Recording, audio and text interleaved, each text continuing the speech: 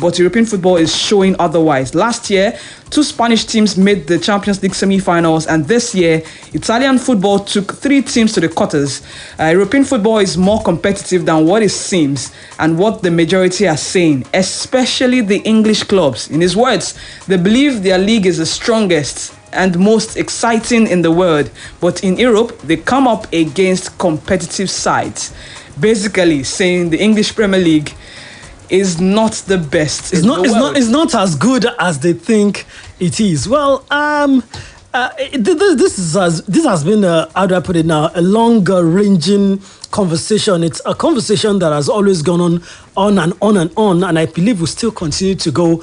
On which is the best league in the world. I think we've been able to prune down the conversation to La Liga or the Premier League. I'm not sure what. It depends on what parameters we're using. Are we using at quality of play, or are we using at competition, or are we looking at the general, how do I put it, packaging? One thing I've always said is that the Premier League has the best packaging in the whole world. I mean, the media guys, the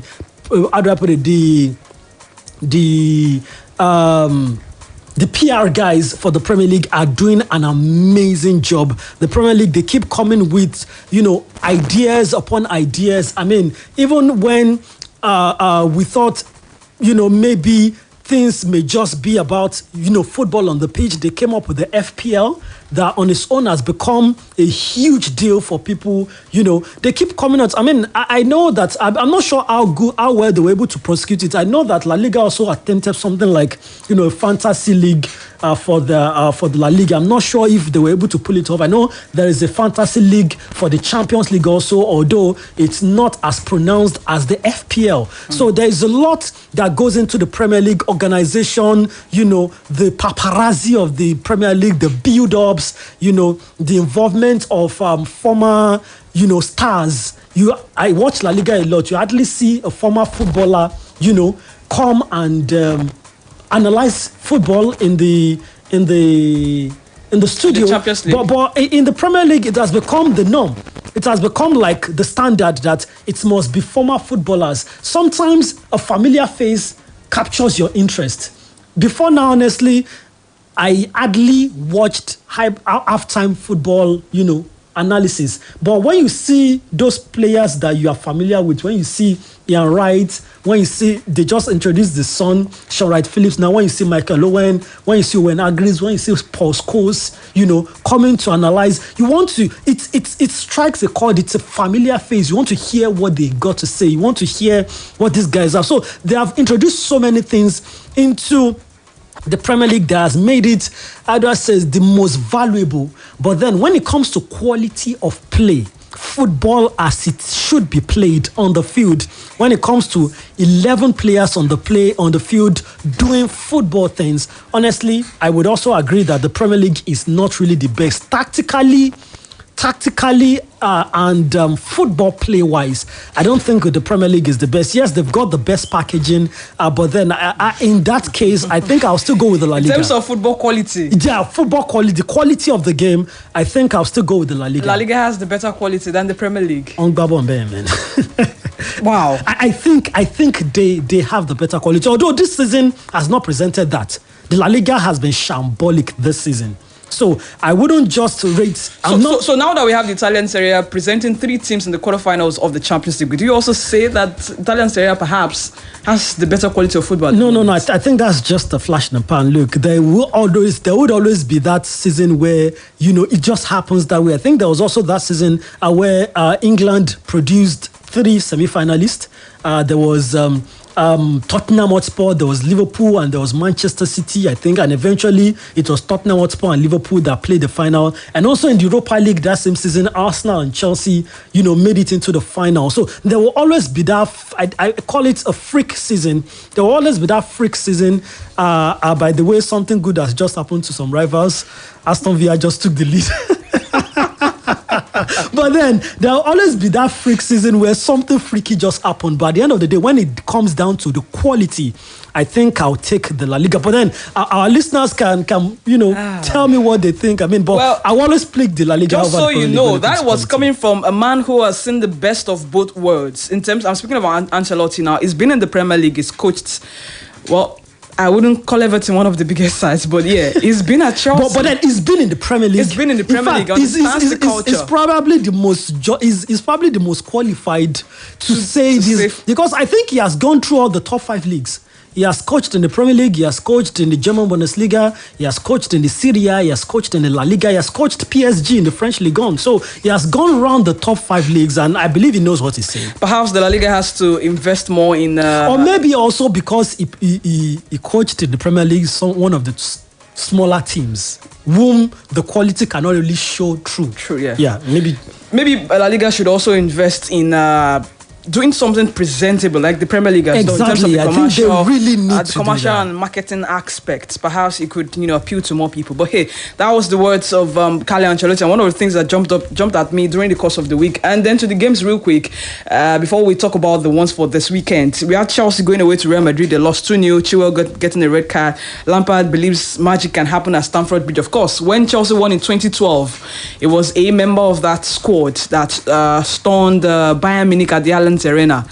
But for a manager who has won just 3 times in the last 16 games as a manager, what sort of magic here is he expecting? I don't know what magic is looking for to look. It's statutory. It's statutory. If you don't score goals, you cannot win football games. And what seems to be the problem at Chelsea right now is that they can't score goals. They are very shy, or should I say very wasteful, or should I say lack quality when it comes to in front of goal. I dare say that even before Real Madrid picked up in that game, Chelsea should have been 2 goals up.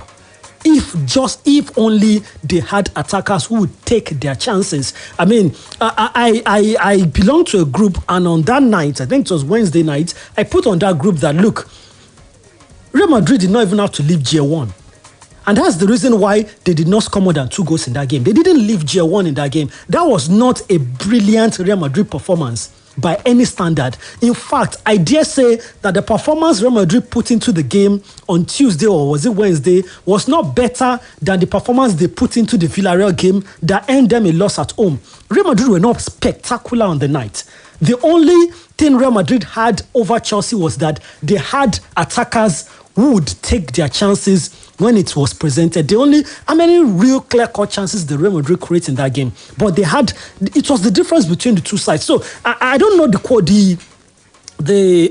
magic that will happen. He didn't trust Havertz. Aubameyang is not registered for the Champions League. He tried João Felix and Raheem Sterling up front. It didn't work out. I don't know what he wants to come up with in that Chelsea attack lineup that will produce 3 goals against a Real Madrid centre-back. I don't know the magic. Well, maybe that's why it's called magic. It will be a miracle that Lampard will set up a team that will score 3 goals. I think he has to start by showing us this weekend against Brighton. We'll get to that in a bit. But real quick here, let's not spend much time. Napoli, AC Milan, who goes through eventually? This tie is not done and dusted at all. I think it's probably the only tie in the Champions League this week that still has something huge to play for in the second leg. I feel the Real Madrid game is done. I think the Manchester City game is done. And Inter Milan going away to Benfica, to score goals. I don't think they are going to score 3. I don't think they are going to concede 3 at the Giuseppe Meazza. So I think those 3 fixtures realistically are done. But then you see, going to the Diego Armando Maradona Stadium with 1 goal advantage, with Osimhen back, I think that game still has a lot, in stock for the listeners. For the viewers, and I think it's going to be amazing on Tuesday night. Or perhaps AC Milan kind of already hacked Napoli because the last 2 games they've recorded victories over them, and they've scored 5 and considered 0.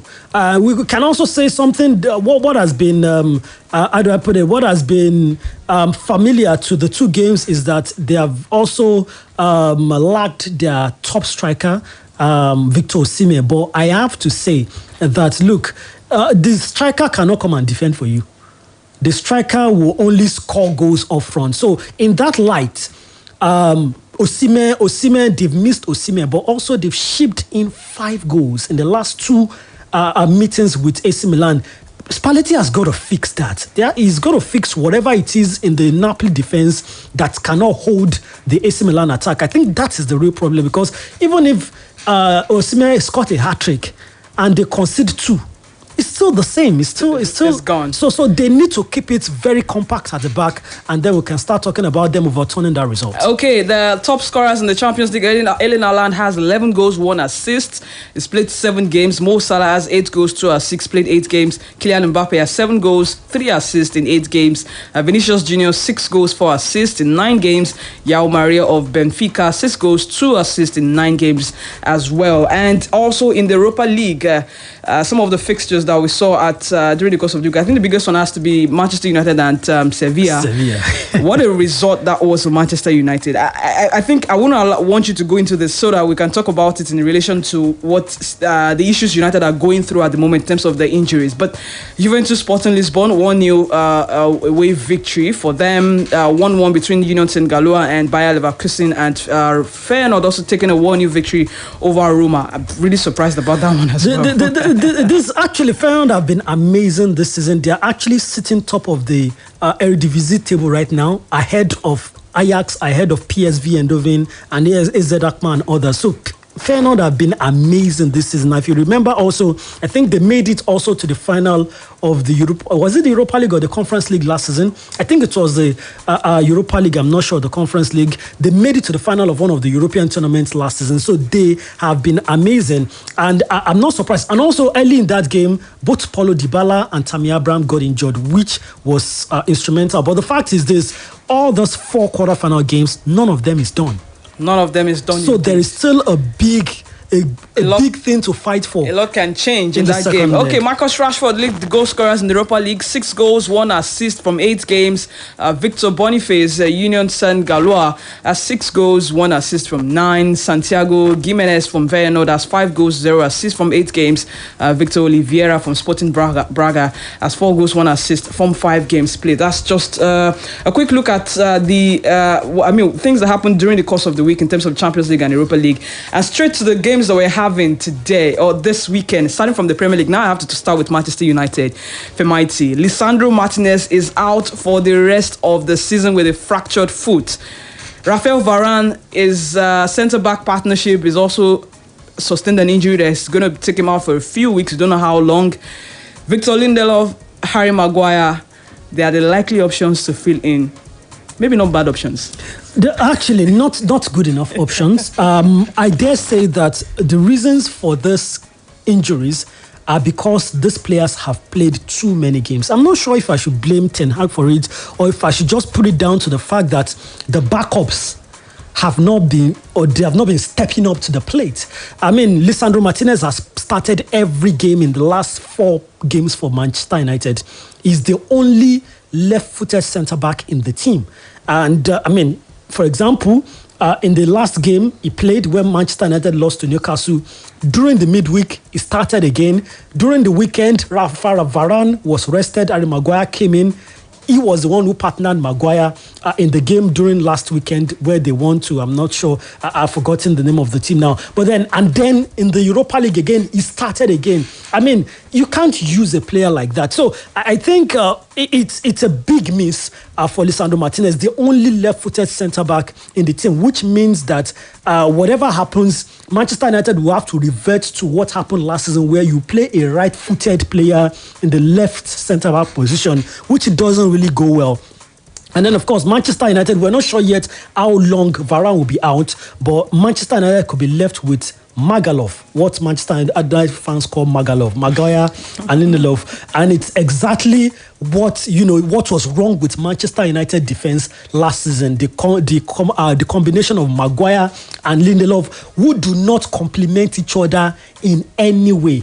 Both of them are not slow, so there is no one to cover for each other when you are being hit on the break. Both of them are good aerially, which is quite good, but both of them also are poor on one-on-one tackles. So both of them have the same strengths and the same weaknesses, and in centre-back partnership, you should be able to complement each other. Your strength should be my weakness, your weakness should be my strength. So when it comes to area ball, for example, Lisandro Martinez is not tall. So when it comes to area ball, we know that Varane knows that I'm stepping up to the plate. But even though Lisandro Martinez is not tall, is good on one-on-one tackles. So when it comes to one-on-one tackles, Martinez goes there. So you have to complement your partner. Right now, Maguire and Lindelof do not complement each other, and it's looking bleak for Manchester United. They're already talking about getting Eric Bailly back from loan to come help out defensively. It's looking bleak for Manchester United. But what does that mean for their top 4 chances here? Honestly, it's bleak. In fact, the end of the season for Manchester United is bleak. I think they will manage it, and it's because there is really no top team vying for that top 4.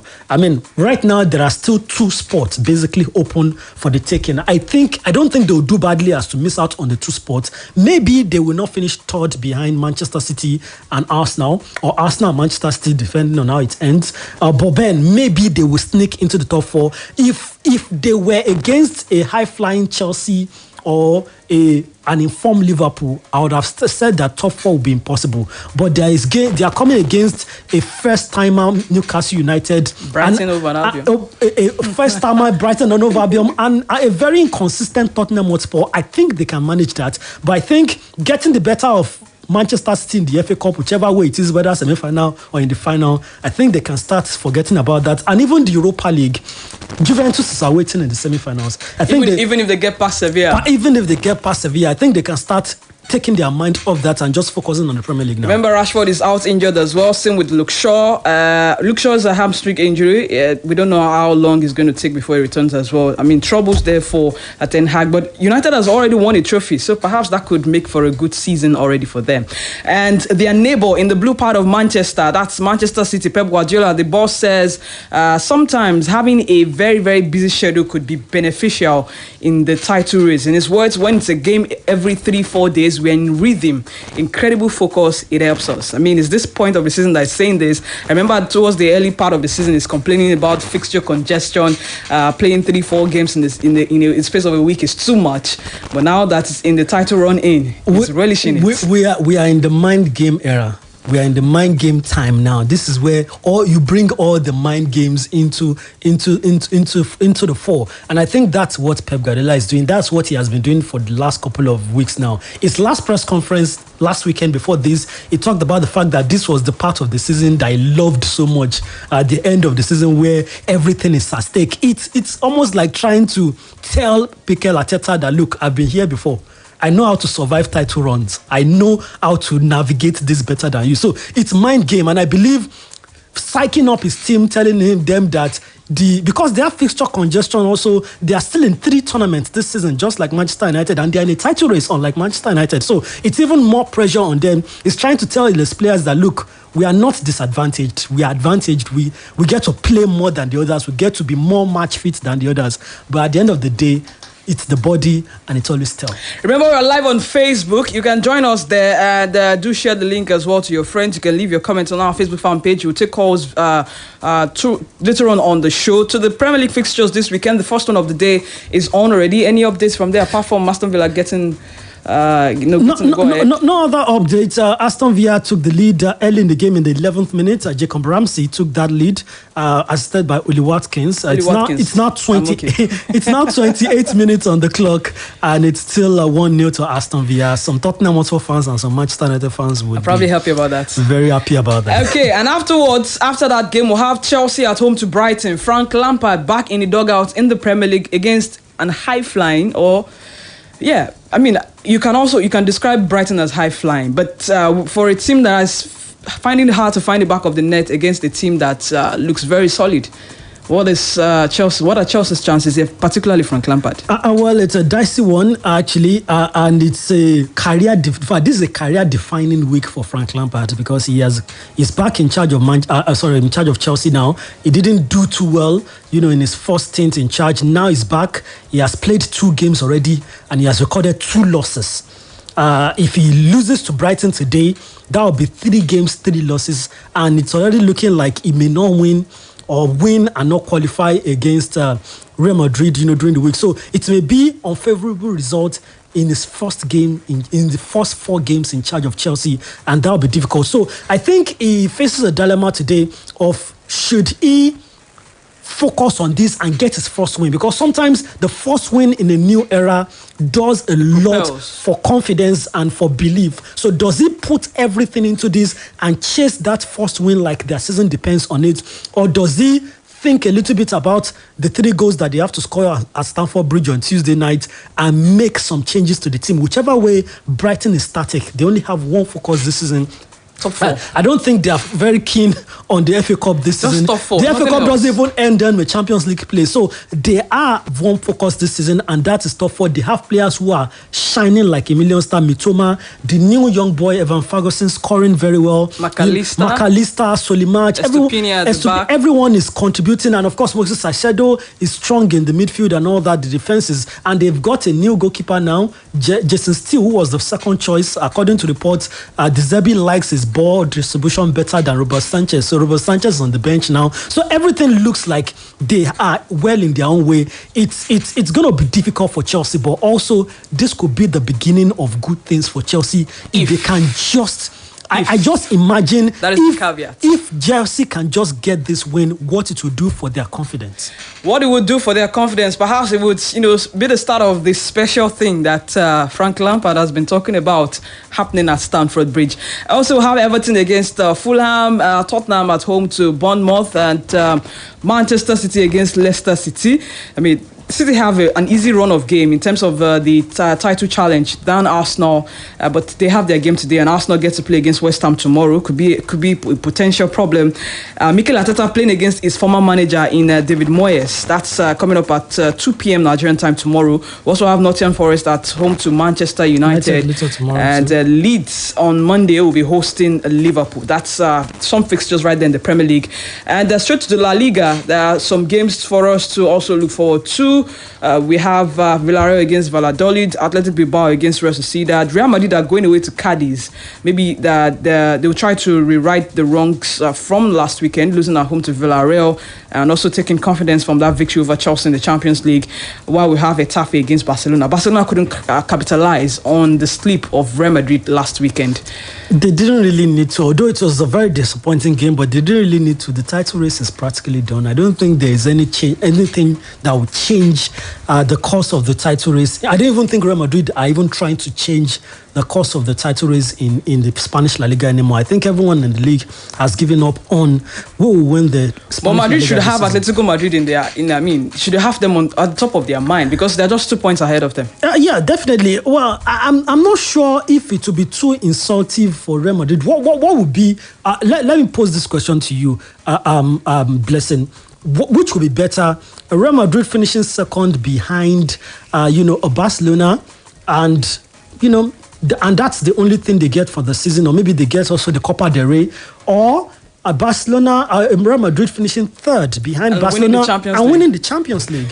So I think those at the Santiago de Bernabeu are already thinking towards that line. That look, the La Liga is done. Whatever happens in La Liga this season, Real Madrid will be in the Champions League next season. Why not focus on the tournament that is very viable for us to win?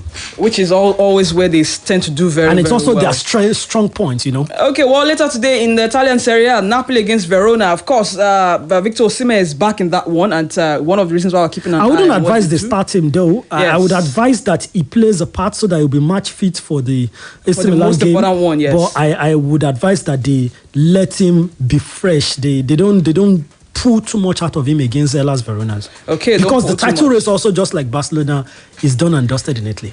Done and dusted. I don't see anything. AC Milan and Inter Milan are not even performing in the light of people who want to overturn an over 10 points gap on top of the table. I think Napoli are now about 18 to 20 points ahead of both AC Milan and Inter Milan, and it's even Lazio trying to cut the gap now to about 13 points. So it's Lazio even in the title race now, not AC Milan and Napoli, and AC Milan and Inter Milan anymore. Inter Milan anymore. It is Lazio now in the title race right there in the Italian Serie A. And straight to the French Ligue 1. There's something going on with the title challenge there, which we have to keep an eye on. 25 years after their only league title, Lens have nothing to lose. Pack the Prince as PSG's 2-0 win in Nice last week did not reassure them. However, the 2 successive home defeats to Rennes showed that the Champions League exit against Bayern has left its mark on that team. But then the main strength of the Lyon team lies in their ability to play their game first and then impose their sustained rhythm on their opponent. Now, 6 points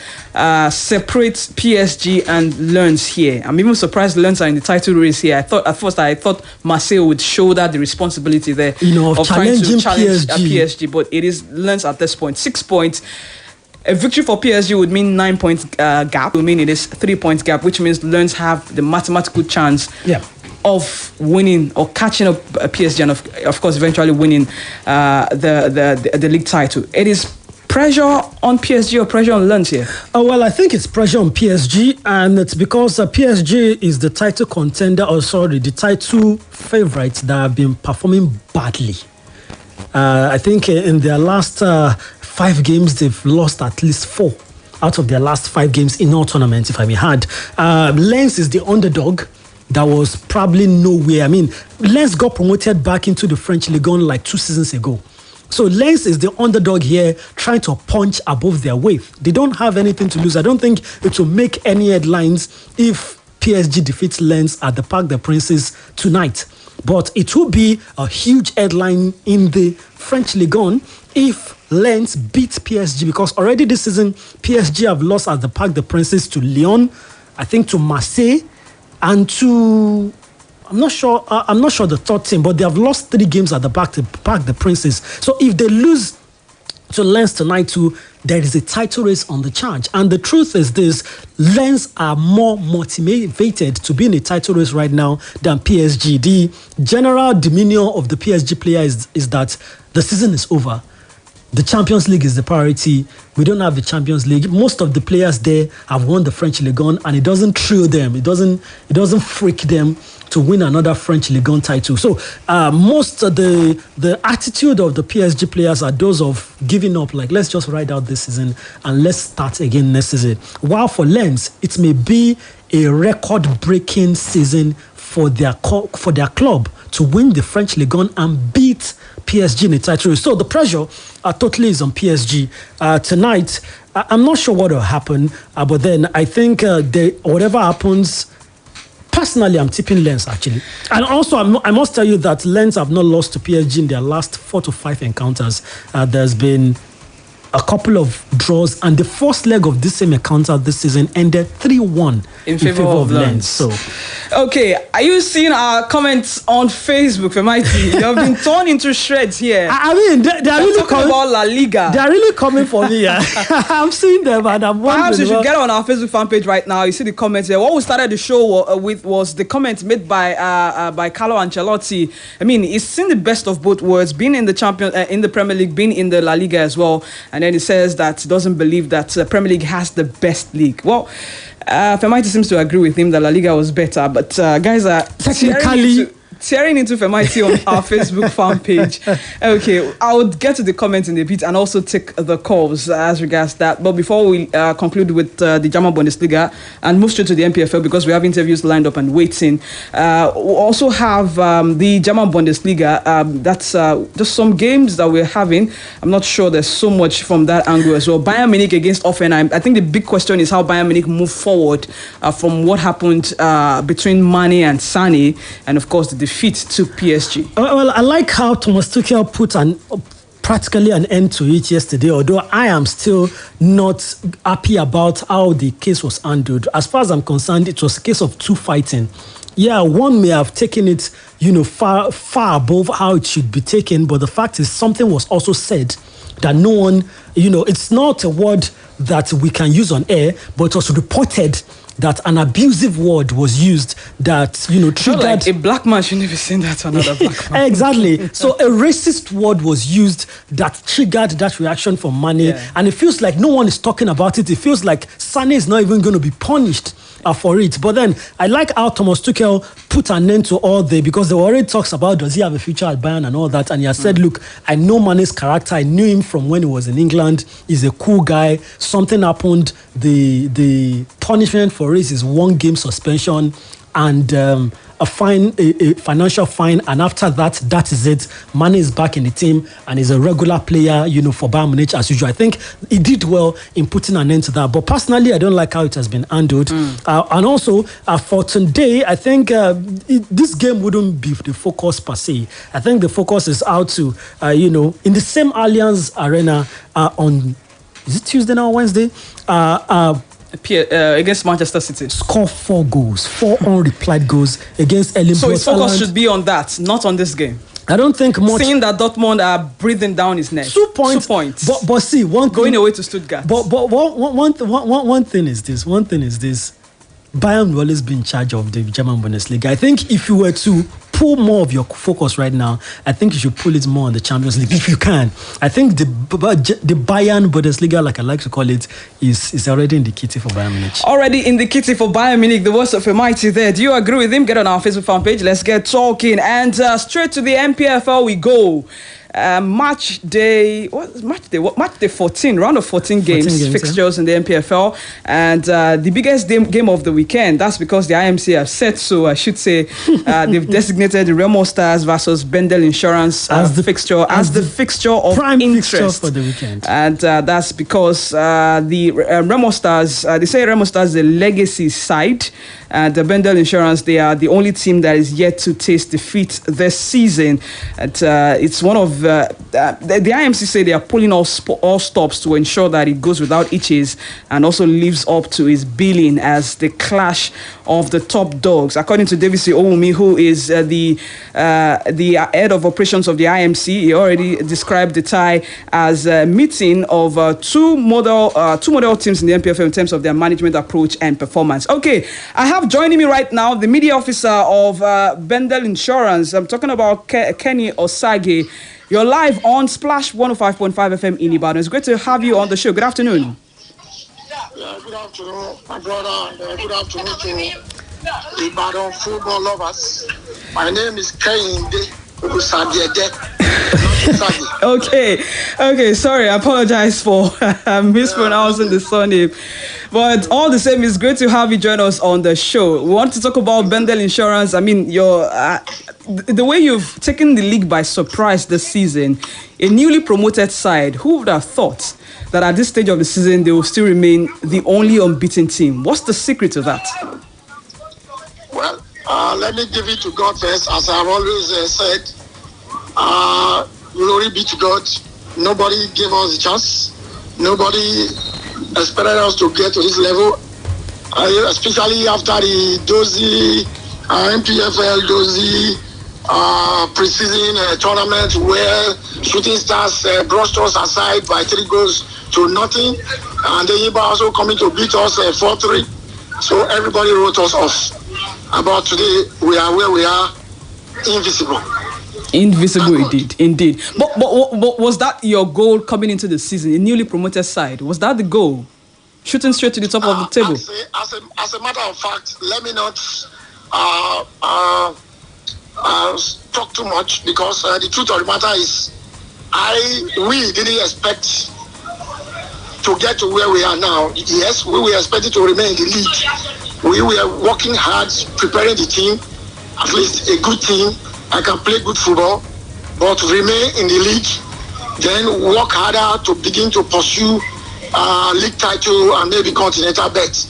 But fortunately for us, because according to the coach, what he was doing, to him, it was not enough. He was yet to get to where he wanted the team to get to. I mean, in terms of recruitment and the rest of it. But we are yet to get to that level before the league kicked off, and we had to make do with what we had, and we started intensive training preparation, especially the outcome of that pre-season tournament in Lagos. It opened our eyes to see that we are going into a very, very tough battle, a very tough terrain. We must work hard to avoid a repeat of the upsets we experienced in 2019 when we came back to the Premier League after about 11 years in the second division. We came back that year and immediately we were booted out. So this time around, our plan was, let's work hard, prepare our team, and get to remain in the league. But thank God, we were able to get some of the best in the NNL as we were moving, we were picking them one by one. Remember our playmaker, Divine Wanchuku, and a few others. We also got them from the same NNA, and they are all doing fantastic job for us. They are doing very well so far. Yeah. Okay, I'm looking at the form for Bendel Insurance now. In the last 5 games, in fact, there's been only one victory, and that victory came against Eimba. Now, that was back in February. It's been draws upon draws. The last 4 games particularly has been draws. Should that be a source of worry or concern in any way? No.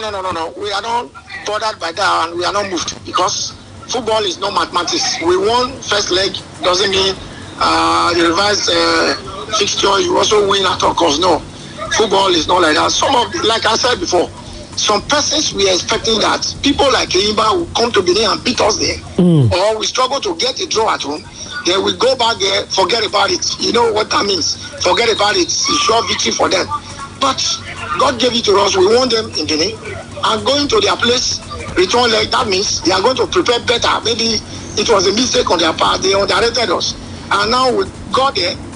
In fact, it was difficult for them to even. They were even happy that the game ended 1-1, because we are going to beat them at home again. So that is it. Football is not mathematics. And again, don't forget, we are newcomers, like you said, and some of these guys are experienced big teams. They are all continental warriors. So go to look at Eimba is the most successful club in the country. Yeah. So no doubt about that. You look at Aqua United, 2021 champions. Look at Plateau United, the same thing, former champions. Just name all of them. Is it Kwara, also continental people? Just name them. Is it Shooting Star that is a pushover? No. There is no pushover in that place. Aqua United, no pushover. So it's just God moving everything for us, doing it for us. Again, let me add that discipline and commitment on our part and on the part of management. Definitely. Good afternoon, Mr. Kehinde. Something I wanted to ask quickly concerning the game tomorrow. It has been said to be the game of let me just put it in my words, the future of the NPFL, because these are 2 practically new teams into the NPFL, but very well-run team. Now, let me go to the field. What are the expectations for tomorrow's game? What are we looking for? What's Bendel Insurance approach to tomorrow's game? Because so many persons have said or are saying that it may be in a kennel tomorrow that the unbeaten run ends. What do you say to that? And what is Bendel Insurance approach to tomorrow's game? Especially considering the fact that Bendel Insurance doesn't really need the game anymore. Mathematically, you have qualified for the Super 6. What is your approach to the game? As a matter of fact, it's my coach that I'm supposed to be talking about approach to the game. But let me enter into his mind and speak. What's the feel in the camp? Okay. At least you're in the camp. Let me walk into his mind and speak. Okay. To say that our fans should expect very good football. That is what Bendel Insurance is out to do in this very, very season and in the other seasons to come. Because our government, the deputy governor who is our chairman, is not really interested in do or die thing.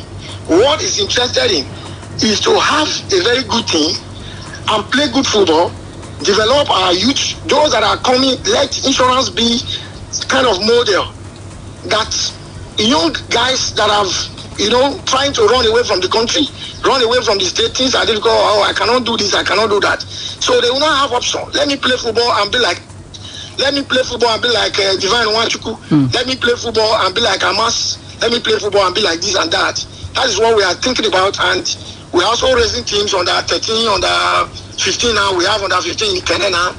We also have another one qualified for, I don't know if you are aware of that, qualified for NLO 2. Yeah. So that one is another very strong team. In fact, in the next season, more than half of that team will graduate into the senior team, because about 2, 3, 4 of them have already graduated into the senior team. But we still want to keep them in the NLO to play the NLO before finally they can fully get some experience. Come back. Exactly, to have some experience. And again, we're already thinking international. Because if like you just mentioned, 2 model clubs, Remo and Bendel Insurance, we mean business. Our government is not just doing it for political jamboree. They are serious about it to really put insurance where it belongs, actually belongs. That is the Premier League, and to be representing the country at the continental level, so that others can also learn. That is why we have started like this. Okay. And we are going to keep improving, to do more, to look at the models in Europe. You see Man United, you see Real Madrid, Barcelona, and the rest of them. That is what we want to be. Okay, all right, that's what you want to be. Before I let you go, I want to talk about Imadi Osarenko, one of your players that took the league by surprise. So far, he has 8 goals. I mean, how much of an impact or an influence as do you think he's been for your team? Let me just say this, that there is no one single person that is like God in our team. Himself is very humble. Yes, he has a very big influence because of his size, his pace, and he's dangerous. So it's a threat to anything in the country right now as I speak. He's very humble, and the influence on the team, yes, is a very good one, because he's not a type of player that is carried away by his successes he has recorded so far, and to him, he's ascribing it to the rest teammates and the coaches and the government, the proprietor, the government of Edo State, and all of us working in the team. That's the kind of player he is. So I can say it's a very big influence and a very positive one at that. Okay. All right, finally, I want prediction. Coming from you, I mean, you can be biased for all I care. Just give me your prediction. Remo Stars at home to Bendel Insurance. Definitely. That is the politics in football. Sentiment must come in when you are political. Give me your sentiment. I want that sentiment. The sentiment is, maybe I will just pity Oga Shonaman. Otherwise, I will beat him here, because I told him I've been in Tennessee on Monday. Some of his fans were making, I want them to say, look, they have begged me to take it easy with them here. But if they do anyhow, they will see anyhow. Beat them in the presence of their fans and their wives. So what's your prediction, sir? Oh, yeah, give me score. And I almost defeated them at home again. Oh yeah, give me scores now. That is it. Let me just say 1-1 or 2-2. Okay, all right. I want to be very fair. Okay. I want to win them 2-1. Yeah. All right. Thank you very much for coming on the show this afternoon. Thank you for answering me on such a short notice. I appreciate it so much. All right. All the best tomorrow, Ikene. Okay, there you have it. The media officer of Bendel Insurance, Kende, there. I mean, taking his time to talk us through some of the things that has worked so well for the team this season, and been instrumental to how far they've come. He wants to go to Remo tomorrow and pick a draw at least. I'm surprised he didn't tell me an outright win. I think he, after a lot of consideration, he had to think about it. He tried a lot to be we wanted to be modest also, but I think, like you said, it's not as if they really need that game. I mean, they mathematically already qualify for Super 6. Definitely. So you can, and that's what my fear is going into the rest of the season for them. They will have to take a decision. One, to take it a little bit easy and try to prepare the team for the Super 6, which is what will determine, going into the continent. Winning the conference, the group doesn't take them to the continent. Yeah. What to do in the playoffs. Or try to protect, the record that they have on ground right now and go into every game like their life depends on it. Indeed. It's the playoffs that matters. I mean, you can finish top of your group and still not make the playoff stars. I mean, and not do very well in the playoffs, rather, where it's most important. Now I'm trying to reach the media officer of Remo Stars, Dimeji Oshode. I'm trying to get him on the phone to also get his own perspective. Remo Stars particularly have been, they've had lots of issues. I mean, with the news about deducted points, suspended points, the points being deducted, and all of that. I wonder how they'll be going into this game. And of course, I have live on the show right now, Dimeji Oshode, who is the media officer of Remo Stars. Dimeji, it's great to have you on the show. Good afternoon. Yeah, good afternoon. Blessing, is good to be on the show. I think for the very first time on your show. It's not the first time, Dimeji. It's not the first time. It's good to be Okay. I mean, it was great seeing you last weekend and now having you with us on the phone. Last week, you were here in Ibadan playing the Southwestern Derby against Shooting Stars, which ended 1-1. And there are shortly after that, I think it was shortly after that, we got the news of Remo Stars being docked 3 points and 3 goals by the IMC. I mean, because of the issues that happened there. But I'd like to know what the mind frame of the team is going into this game against table toppers in Bendel Insurance, who are yet to lose a game. Yeah, the deducted point was actually before we came to Ibadan. Yeah. We got information that Remo Stars was deducted 3 points, 3 goals before we came against Shooting Stars of Ibadan. Although it was not too good for the club, because we have always said that we want everything to be done the right way, and we are representing the country even outside of Nigeria. So so many things have gone under the carpet, but the truth of the matter is hello. I can hear you. I'm with you. The truth of the matter is what the referee and the matchcom claimed Remo Stars have done. We have decided to appeal because we didn't do what they said we did. Okay. So that is why we're not really happy with the information, because we felt before you decide to deduct 3 goals, 3 points, at least if you don't just hear the side, just a side to give your verdict, at least if you hear the side A before listening to then side B before giving your verdict. And that is why the club have decided to appeal, and we've contacted, we've written our letter, and we've informed IMC that we are going to be appealing that 3 goals, 3 points that was deducted from Remo Stars. So once a date has been fixed for us to for the hearing, have a cooperation over it, definitely we are going to appear in Abuja, and we are going to discuss about it. But hopefully our 3 points, 3 goals will be returned to Remo Stars, because we have not done what they claimed we have done. Dimeji, let me ask you, what did they claim that you did? What did you say? You said you have not done what they claimed that you did. So I'm asking, what are the claims? Yeah, the claims are what the IMC have written out, and I'm so sure you might have seen the information. Yes, I saw that, and we talked about it. But you sound like you're something different. What did you say?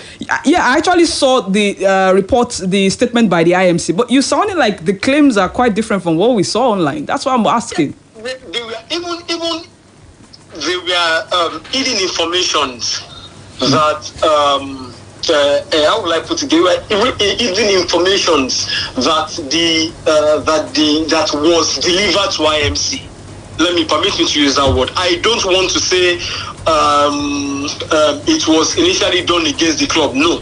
But to be on the safer side, let me just make you understand that they claimed we did some things, which was why they deducted our 3 goals, 3 points. And we are saying we didn't do those things, and we have videos to tender to make them understand what they really said we have done was wrong. Okay. Because people have made Remo Stars a standard for other club sides. So it's going to be so fair on our part when they claim we do some things, and we are very sure we didn't do those things. So in the matter of this, when we tender the video clip, yes, the video clips when we go for the appeal, because definitely we've written a letter. So we are waiting for them to call us to now give our own judgment on what, to your side. Yes, as regards what's happened, then we're going to also give them video clips. Okay. To make them understand what they have said we have done is wrong. Okay. Because we didn't do those things. Okay. Dimeji, I don't want us to spend so much time on that. And now to the game this weekend. You are hosting table toppers Bendel Insurance. They are yet to lose a game right there in Kenya, and they've been bullish everywhere they've gone to, picking points as much as they can on the road. Can you withstand their power? Can Remo Stars withstand their power? Yeah, definitely. It's going to be a very tough game. We are not so happy because in the past few meetings against Bendel Insurance, we have not gone on the way to win any. Last few meetings. In the course of the show, before I let you go, I will then give you the stats, because I don't want to give you wrong information as regards stats. Yeah. So it is better for me to just state it clearly here that it's going to be a very difficult game. Remo Stars against Vendor Insurance has always been a very tough game for both sides. Not forgetting the fact that in the past 3-4 games, Remo Stars have not defeated Vendor Insurance. I think in the NNL season, we got the point here in Ikene, and they got their massive point against us back in Vendor. Also in the MPFL this season, we went to their side in the first round of the season and they defeated us 3-0, which we are working very seriously to ensure that we defeat them here. Because it's not going to be an easy game. Like I said earlier, it's not going to be very easy. But the boys are really psyched up to ensure to get a maximum point against Vendor Insurance. Okay, so what will your prediction be for this game? It is very difficult to predict, but I can allow you to be sentimental. So just give me your scoreline. No, aside from being sentimental, I think the beginning of the second round, I think Remo Stars have amassed more points than Vendor Insurance, if I'm not mistaken. We've played 4 games in the second round, and Vendor Insurance have only gotten 4 points. And Remo Stars have played 4 games, and we have gotten 5 points from the 3 games. No, 4 games. They have gotten 8 points from the 3 games. So from the 4 games, I mean. So I think the second round we are better than Vendor Insurance this season because we have amassed more points than them. So definitely this is going to also play going into tomorrow's game because the boys are fully fit. They've been having it not so good for them because they feel Vendor Insurance is a team they should defeat, considering the fact that they have played majority of their games better than them. So it's very difficult for me to predict an actual scoreline, but I am very optimistic that we're going to get maximum points against them. Okay, all right. Thank you very much, Dimeji. Thank you for taking time out of your busy schedule to answer our questions on World Sport this afternoon. And I have to say congratulations to you and your team with what you guys did with Beyond Limits, going away to the United States. That was really incredible. Congratulations to you guys. I wish you all the best for tomorrow. Thank you so much. I really appreciate it. All right, thank you. That was the media officer of Remo Stars speaking with us, Dimeji Oshode, also giving us his own perspective about the game. The IMC said the game tomorrow is the game of interest because these two teams are model teams, quote unquote. Because at the end of the day, there is Plateau United against Aqua United, but we understand where this is coming from. And I agree. We understand. Absolutely agree. We understand. And to other fixtures, before we go on a very quick commercial break, we have Abia Warriors hosting Sunshine Stars, Bayelsa United against Lobby Stars. Shooting Stars are going away to Maiduguri. The farthest distance. I'm not after dropping 2 points last week. Well, it's dicey actually because there are just after today there are just 4 games left in the PFL this season before the regular season is over. And of course, after the regular season, we already have known who is getting relegated and who isn't. I think Shooting Stars have about maybe 2 more home games to play. I'm not sure. 1 home game even to play more. I'm not sure about that record right now. But the fact is this is a game where they have to go and get a result. At least a draw. Look, El Kanemu Warriors, they've got only 1 home game to play left, and that's the last game of the season. But then El Kanemu Warriors have not been amazing like that. El Kanemu Warriors have that ground is difficult. Yeah, it's difficult, and the distance is very difficult to get to. But the fact is, it's a drawable game if they can get a draw. Because I'm looking at the fixtures, they've got 3 away games after this, and they've got 1 home game. And our last home game, which is the last game of the season, is against Eyimba at the Adamasiba Stadium, and Eyimba that is trying to get into it. So we have to start picking those little points, or there may be trouble. Oh, there may be trouble indeed. All the best to Shooting Stars away at Maiduguri. I hope they pick those points, especially the ones that they dropped at the weekend against Remo Stars. I hope they can pick them back up on the road. Okay, very quick commercial break, and when we return, we'll take some comments on Facebook, have the phone lines open, and also talk about the NBA and the NBA playoffs that will be starting later today and early tomorrow. Who wins the NBA title this season? When we return from this break, we'll talk about that. It's still World Sport. Keep it locked. Wow! Your baby is here. Congratulations! Do not waste time. Put your baby to breast within the first 1 hour of delivery to give that first yellowish milk colostrum. Colostrum has all the important nutrients your baby needs to start a healthy life. Colostrum also helps to protect your baby against diseases. Remember, put your baby to breast within the first 1 hour of delivery. This message is from the Anring Project or your state's Ministry of Health. Daddy Titi, we need to buy light too. The unit is almost finished. Quickly buy. Mommy Titi, this night, care. You can buy online now or use USSD. Or you want to use debit card or transfer at IBEDC office tomorrow? No, it's only Brother Luku that can help us buy it. You know our meter is special. Dear customer, shine your eyes. Any meter you can't vent normally is not special meter but illicit meter. This means you are stealing energy because when you vend, it does not come to IBEDC. Energy theft is a crime that attracts jail term. If you are caught, you will be disconnected. You pay loss of revenue and fines. Make sure you buy your meter from IBEDC and report to any IBEDC office nearest to you if you are in this category now. Blow the whistle on anyone using illicit meter or stealing energy and get rewarded. To blow the whistle, send an email to ethicscompliance@ibedc.com or SMS 0813-481-1905. IBEDC, distributing power, changing lives.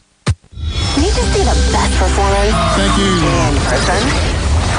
With almost 100,000 Instagram followers and over 100,000 followers on Twitter. Wow! And more than 250,000 followers on Facebook. Great. Our followers are our greatest assets. Join our social media family for breaking news, daily information, and giveaways.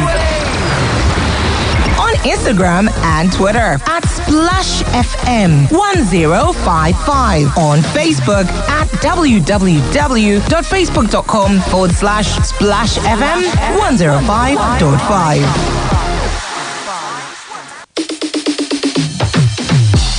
Catch your favorite shows live on Facebook. Yes! You can watch your favorite presenters and listen to your favorite programs on our Facebook page every day. Go to Splash FM 105.5 on Facebook. Like our page and get updates when your favorite program is streaming. As we continue to go through some kind hard time, Suffrey Banks make we take am suffering. Everything go better. Papa and mama, sister and brother, uncle and auntie, Suffrey they do 10,000 naira raffle draw when you open account with them. You sef it follow for the lucky people who go win 10,000 naira each every month. Which bank did for you when you no get? Now bank will remember us during hard times. We go follow. Oh yeah, hurry now. Go download Suffrey app. That is SOFROI. Make yourself enjoy your own 10,000 naira. Suffrey Naija. Everything go better. Follow their social media for @Bank Suffrey for more to read. Now FCCPC and LROC approve them.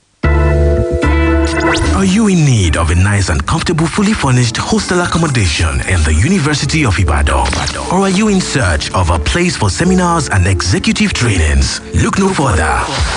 Adebayo Akonde Hall is the go-to place for your lodging needs with a home away from home feel. Adebayo Akonde Hall is a 4-star hostel built in a serene environment with constant supply of electricity. It has fully furnished rooms that gives you great comfort at an affordable price. Adebayo Akonde Hall is located at Ajibode Extension, University of Ibadan. For inquiries and reservations, visit www.adebayohall.com or call 080-5699-8718 or 080-5699-8719 or 080-5699-8720. Adebayo Akonde Hall. Built for comfort. Built for you.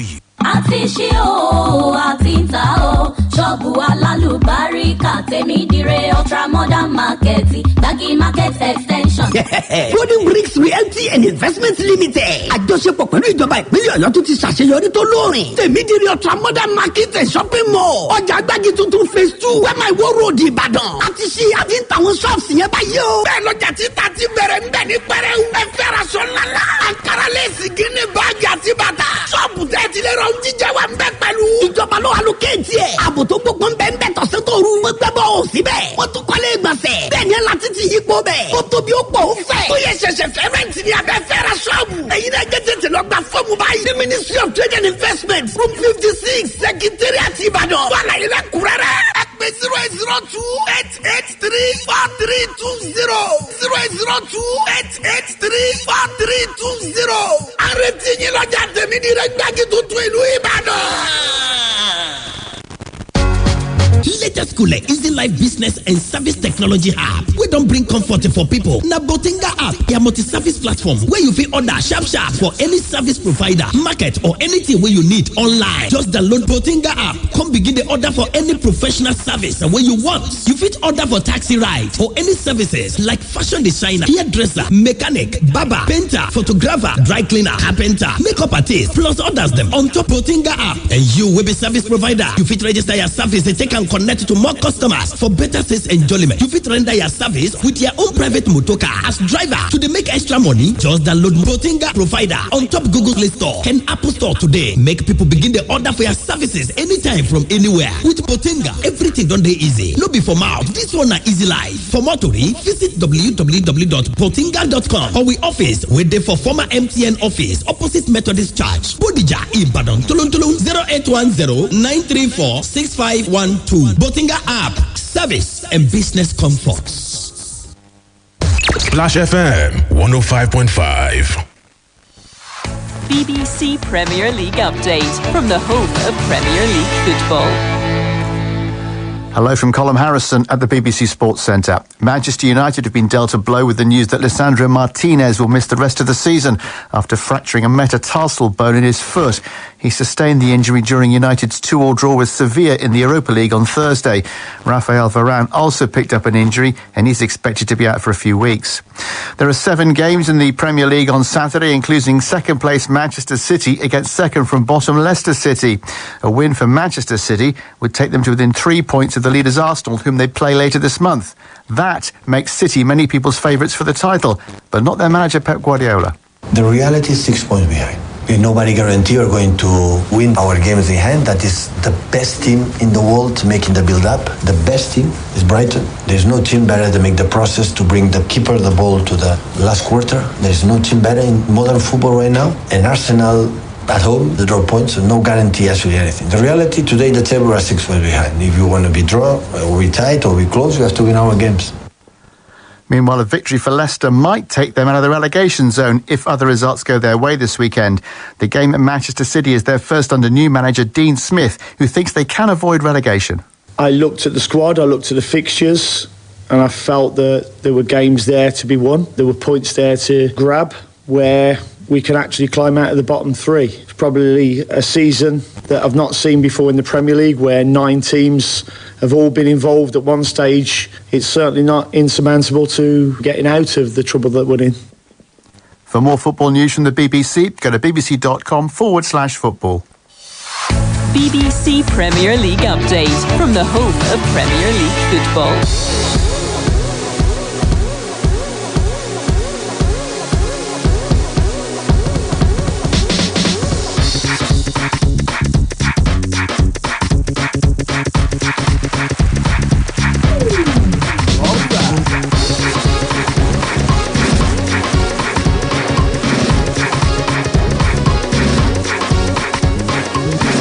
Okay, welcome back. It is still World Sport right here on Splash 105.5 FM. 51 minutes gone in the first game of the day in the Premier League. And Aston Villa still lead Newcastle by a goal to nil. Not much action to report from there yet. But those who are fighting for a top 4 slot alongside Newcastle, perhaps they'll be happy with this result so far. They know themselves. We don't need to mention names, but hey, we're keeping tabs on what's going on there. Okay, we're also live on Facebook where we are streaming. Remember when we started the show, we started with a statement made by Carlo Ancelotti before that game against Chelsea in the Champions League, where he said Premier League is not the best in the world. I mean, talked about how they have competitive teams, they are strong, they have top quality players, but he's not surprised that they are favourites in some cases with City. But if you look at the last 2 years, it said last year, 2 Spanish teams made the Champions League semi-final. This year, Italian football has 3 teams in the quarterfinals. And I mean, he's been speaking about that, about the league is strongest, exciting, but in Europe, they come up against competitive sides. Basically, it is not the best in Europe, the words of Carlo Ancelotti. And we have a lot of people responding to that on Facebook. You can also call us now, 08091551055, 08056998678, 0706-949-3000. A few comments on Facebook.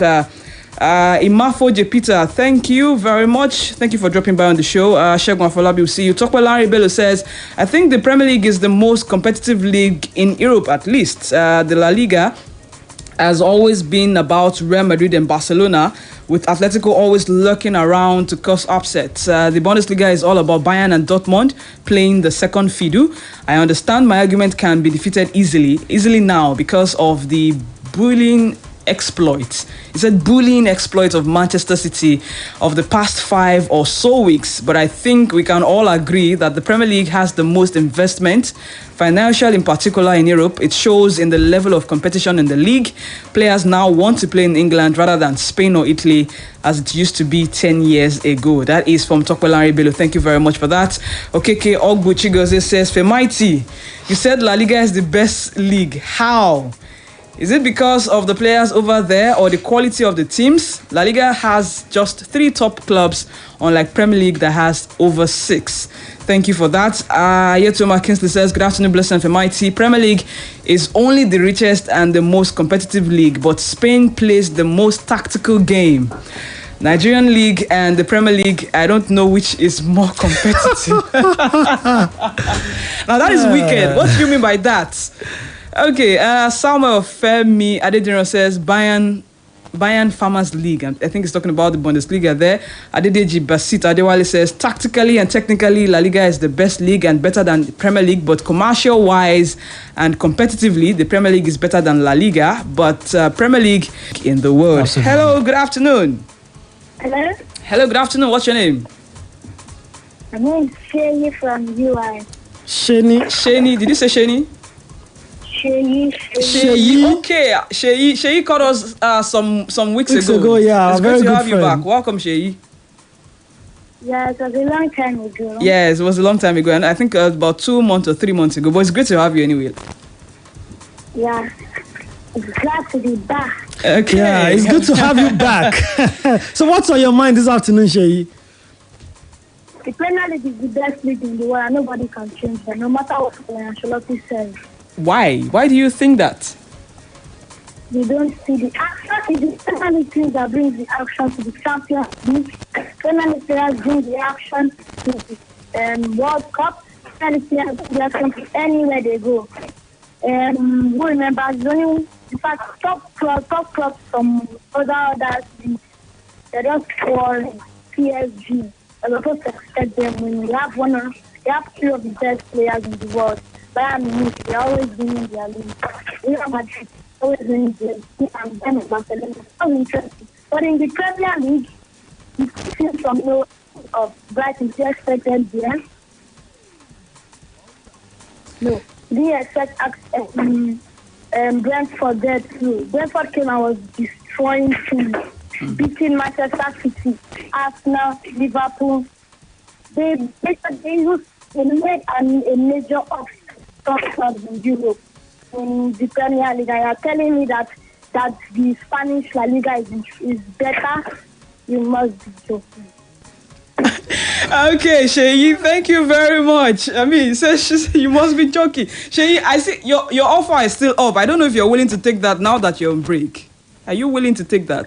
I'm not on break. Rebecca is with me. You're not on break. Anyway, whenever you're ready to take up the offer, just let me know. You have my number. You can call me. We'd like to have you on the show. I do. All right. All right. Okay. All right. Thank you very much for calling, Sheyi. 08091551055, 08056998678, 0706949300. Hello. Who do we have here? Hello, good afternoon. Yes, How are you? good afternoon. Very fine. How are you, sir? Fine, thank you. Simon Kapolidole. Okay, welcome. Let's go. Look, I think this comparison is not even, it doesn't worth the time. Because at the end of the day, the majority of Nigeria are going to hold on to English being the best league. Simply because it's the first league that we are exposed to. As a person who have lived outside of this country for a while, I have to tell you that in most North African countries, they don't even watch English league. They prefer the Spanish league. Not even the French league, which is their language. They watch Spanish league more in North Africa. That is where I got to become a Real Madrid fan. Before leaving the country, I was actually an Arsenal fan. But when you go to those countries I mentioned, like you've been in Morocco before, and when you look at just people are putting on, I'm talking to you right now, Fowowe. Yes, I'm with you. When you look at the jersey most of those people are putting on, apart from their local league, you will see that it's majority of Spanish league. Spanish league there is like something else. I agree. And then it's also down to the proximity. Morocco and Spain, they share border. Exactly also. So, but people now say if only 3 teams can win league in Spanish. Look, it means that those 3 teams, if they were in English league, they would still be winning the league regularly because they are good. It's simple. Just look at the statistics. Sometimes English league do better. But when you look at it for the last 5, maybe 6 years ago, English league have not been doing well on continental level. So we shouldn't just even be comparing. As it is right now, I'm not talking about tomorrow. Okay. English league is charged. Okay. Compared to Spanish league. Okay. All right. Thank you very much for calling, Sulaimon. Thank you very much. We'll get back to the phone lines in a bit. But Femighty, the NBA, real quick. The playoffs is upon us. But before that, the awards, shortlist for some of the awards were announced yesterday. NBA MVP, Giannis Antetokounmpo, Joel Embiid, Nikola Jokic. Who is your pick? Well, I think for a long time now, Joel Embiid has been feeling. I thought you would say Jokic. He has been feeling. No, he has been feeling marginalized. I think last season, last season he even complained officially that he feels he had done enough. But I think this season there's no denying him. I mean, there's no denying him. Honestly, I feel so too. Clutch Player of the Year award, shortlist: Jimmy Butler of the Miami Heat, DeMar DeRozan of Chicago Bulls, De'Aaron Fox of Sacramento Kings. I think this should go to De'Aaron Fox. He's improved very, very well. Defensive Player of the Year. There's Jaren Jackson Jr. of the Memphis Grizzlies, Brook Lopez of Milwaukee Bucks, Evan Mobley of the Cleveland Cavaliers. I think they should go to Jaren Jackson. In my opinion, I think he has the most blocks already. So this season, so I mean, it's good for the DPOY award. Most improved player, Jalen Brunson of the New York Knicks, Shai Gilgeous-Alexander of OKC Thunder, Lauren Markkanen of Utah Jazz. Now this is very tight for me between Lauren Markkanen and Shai Gilgeous-Alexander. I'll do Markkanen. I think I'll do Shai. For this one. Rookie of the Year, we have Paolo Banchero of Orlando Magic, Walker Kessler of Utah Jazz, Jalen Williams of OKC Thunder. Paolo Banchero, I mean, it's not even close. It's not close. This is a no-brainer. He carried the Orlando Magic, as far as I'm concerned. Despite the fact they didn't make the play-in or whatever, he carried that team. I think he has the Rookie of the Year. Sixth Man of the Year between Malcolm Brogdon of Boston Celtics, Bobby Portis Jr. of Milwaukee Bucks, Emmanuel Quickly of the New York Knicks. I'm picking Bobby Portis for this one. Absolutely. Correct. Okay. Coach of the Year. No-brainer too. Coach of the Year. In fact, if you don't give Mike Brown, throw it away. Don't even cancel the throw it category. Away. Mike Brown of Sacramento Kings on the shortlist. 16 years without playoffs. Of the OKC Thunder on the shortlist. Joe Mazzulla of Boston Celtics on the shortlist as well. 16 years without playoffs, and he's managed to pull it off. But also for Joe Mazzulla, remember, Boston Celtics came into the season.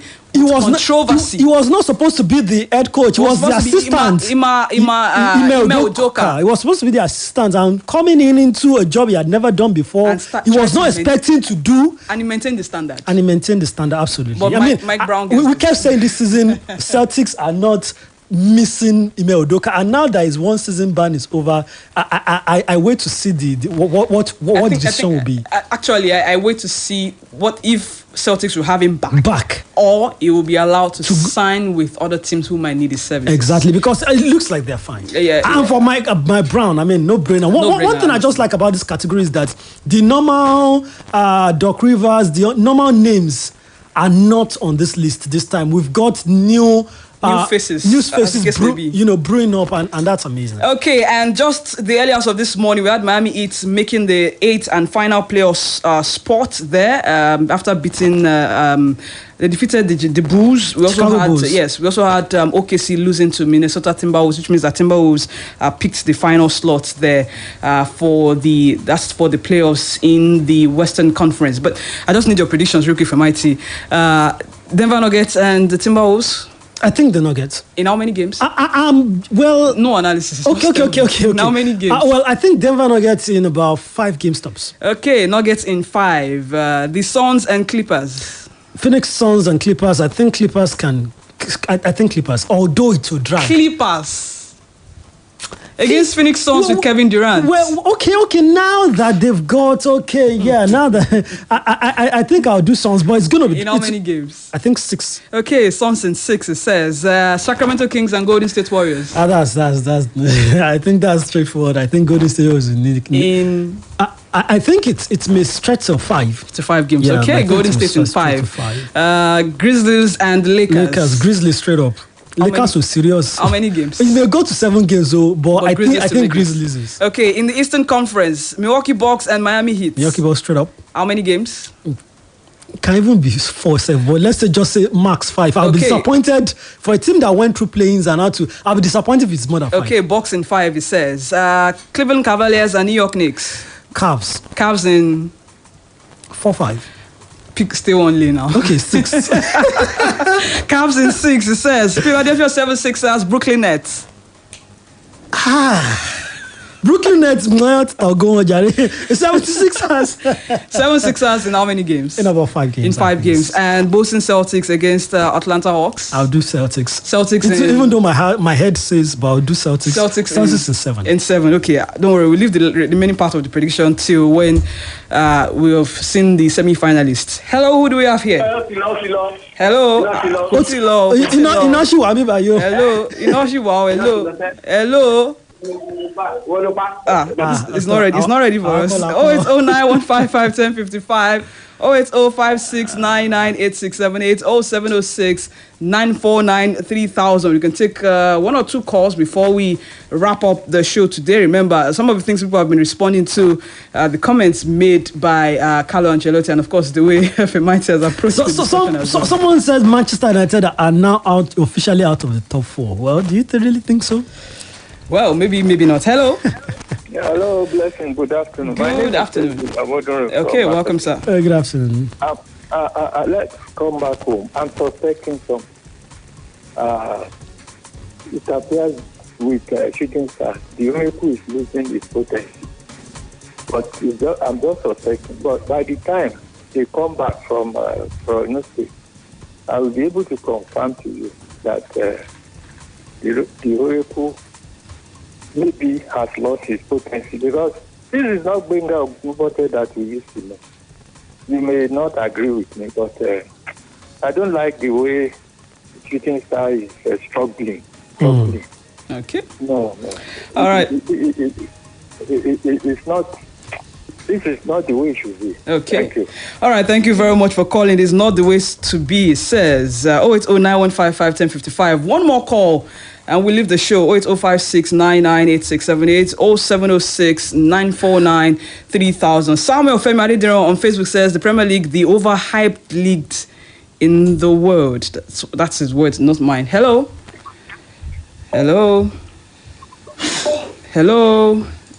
Anybody home?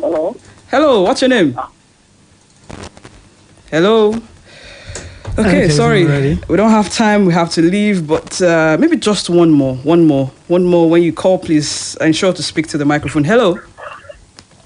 Hello, good afternoon. Good afternoon. Hello, good afternoon. What's your name? My name is Oluwakemi from Adebayo. Oluwafemi, right? Oluwakemi. Oluwakemi. Okay, Kemi, welcome to the show. What's on your mind? What concerning what Valence Ancelotti said, that EPL is not one of the competitive teams, I think it is a big lie. Okay. Because in EPL you can't just decide who is going to win the league. People sometimes to the last week, and in which other team you don't have it like that. Hello. Hello. We're with you. Okay. Hello. I think we lost the call. And that definitely is, it's cue for us to leave the studio. Yeah, but before we go, update. Well, it should have been 3-0 right now, but it's 2-0. Ole Watkins scored. It was cancelled by VAR and then scored another in the 64th minute. Which is now standing. So it's 2-0 Aston Villa, and I think that's that. Okay, that is that. Thank you very much, everyone who's joined us on the show. Thank you for pulling up with us this weekend. Join us again next week, same time. Femighty, thank you for being here. And I'll be back here on Monday. We'll be back here on Monday with Sports Bank at 7:30. I'm signing out with Ashake doing Joha. Somewhere in that song, it said Premier League is not La Liga. Make of that whatever you wish. I am blessing Fowowe. Au revoir. Give up, me, I done the streets and when them sing on so I fell no be so see my team, them no be feeder. Premier League is not UEFA. Small body, my engine bigger gun. Let go. When you show